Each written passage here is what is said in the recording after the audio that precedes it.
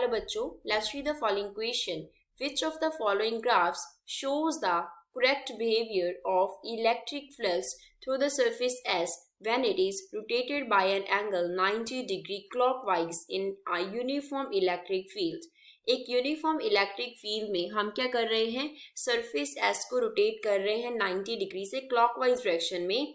तो क्या इफेक्ट पड़ेगा इलेक्ट्रिक फ्लक्स पे, वो कैसे वेरी करेगी. Figure A, B, C and D में हमें वाई एक्सिस के अलोंग इलेक्ट्रिक फ्लक्स दिया गया है जो कि क्या कर रहा है, वेरी कर रहा है किसके साथ, एंगल थीटा के साथ, जिसपे हम उसको क्या कर रहे हैं, रोटेट कर रहे हैं.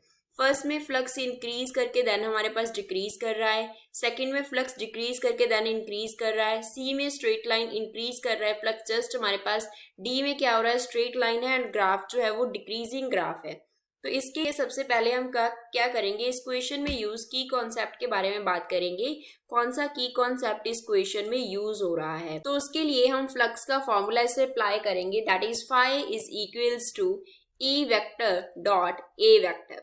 अब E vector dot A vector है, डॉट प्रोडक्ट है, तो डॉट प्रोडक्ट को खत्म करने के लिए हम क्या लिखते होते हैं, कॉस थीटा. तो ई ए कॉस थीटा. अब अगर थीटा का वैल्यू किसके इक्वल होगा, 90 डिग्री के इक्वल होगा. थीटा क्या है, पहले तो थीटा हमारे पास E vector and A vector के बिटवीन एंगल है. E vector and A vector के बिटवीन एंगल है. ए वेक्टर क्या है, एरिया वेक्टर है. ई वेक्टर क्या है, इलेक्ट्रिक फील्ड है. Area vector and E vector जो है वो किसे रिप्रेजेंट कर रहा है, इलेक्ट्रिक फील्ड को. इलेक्ट्रिक फील्ड को रिप्रेजेंट कर रहा है. अब थीटा जो है वो 90 डिग्री होगा, तो cos 90 कितना होता है, cos 90 इज इक्वल्स टू 0 होता है. तो cos 90 0 होता है तो फ्लक्स क्या हो जाएगा, 0 हो जाएगा, मीन्स मिनिमम होगा. अगर थीटा का वैल्यू 0 डिग्री होगा means E vector and A vector parallel होंगे, तो cos 0 degree we know that किसके इक्वल होता है, 1 के इक्वल होता है. तो इस केस में फ्लक्स का वैल्यू क्या होगा, E A, that is the maximum value. वो क्या हो जाएगा, मैक्सिमम वैल्यू होगा. इस केस में वैल्यू जो था दैट वाज मिनिमम वैल्यू.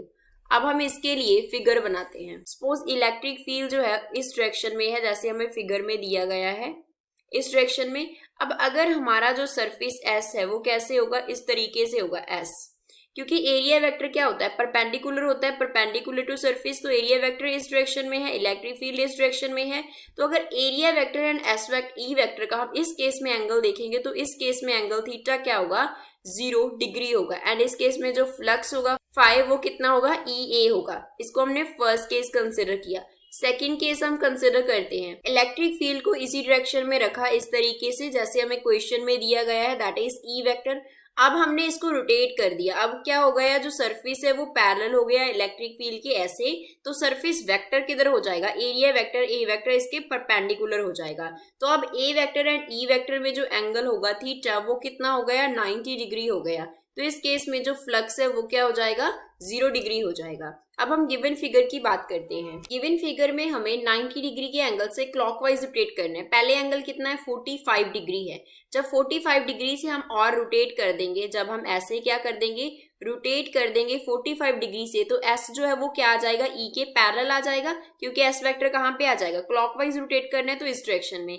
इस डायरेक्शन में जो एस वेक्टर है वो इस तरीके से ये हो गया, क्योंकि हमारा जो फिगर है देन वो कैसे बन जाएगा, इस तरीके से बन जाएगा. ये बन गया हमारा. तो एस वेक्टर किस डायरेक्शन में आ गया, इस डायरेक्शन में आ गया. तो जब हमने 0 से, जैसे पहले कितना था एंगल 45 था, अब क्या कर दिया हमने 90 से रोटेट करना है. कैसे रोटेट करना है, 90 डिग्री से रोटेट करना है. तो जब हमने 45 डिग्री से रोटेट करवा देंगे, थीटा को 45 डिग्री से बढ़ा दिया, तो क्या हो जाएगा हमारे पास इस तरफ क्लॉकवाइज डायरेक्शन में. तो क्या हो जाएगा, एस वेक्टर जो है वो पैरेलल हो जाएगा ई वेक्टर के.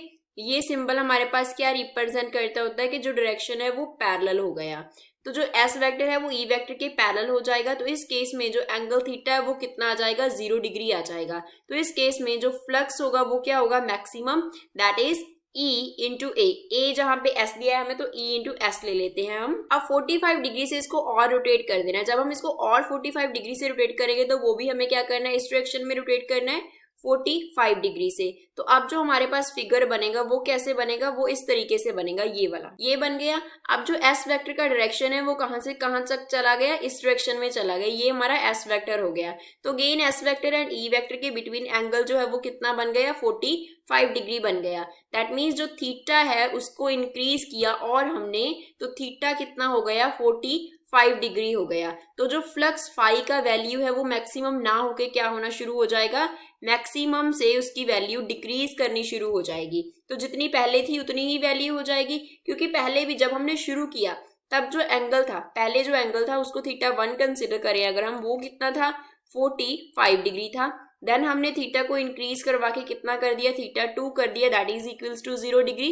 देन हमने थीटा को इंक्रीज करवा के कितना कर दिया, थीटा 3 को हमने रोटेट करवा के 45 डिग्री कर दिया। तो पहले जितना एंगल था अब भी उतना ही एंगल है, तो फ्लक्स का वैल्यू जितना पहले केस में था उतना ही क्या होगा, थर्ड केस में होगा। तो इन दोनों केसेस में फ्लक्स का वैल्यू क्या होगा, इक्वल होगा, फ्लक्स का वैल्यू इक्वल होगा। कैसे, क्योंकि एस वही हमारे पास सरफेस एरिया का सरफेस वेक्टर रहेगा, तो और ई वेक्टर जो है वो यूनिफॉर्म है, तो जो फ्लक्स होगा वो क्या रहेगा, E into S into cos of 45 degree, that is E into E phi is equals to E into S by square root of 2, क्योंकि कॉस 45 डिग्री का जो वैल्यू है वो हमारे पास कितना होता है, 1/√2 के इक्वल होता है। तो ये मैक्सिमम वैल्यू से लेस है। तो फ्लक्स कैसे वेरी करेगा, पहले लेस था देन वैल्यू मैक्सिमम की तरफ जाएगा, अगेन वो डिक्रीज होकर जितना ओरिजिनल वैल्यू था उसी पे आ जाएगा। तो हमारे पास करेक्ट वेरिएशन कौन एक्सप्लेन कर रहा है, graph A. So A is the correct answer for the given question. I hope you understood well. Thanks.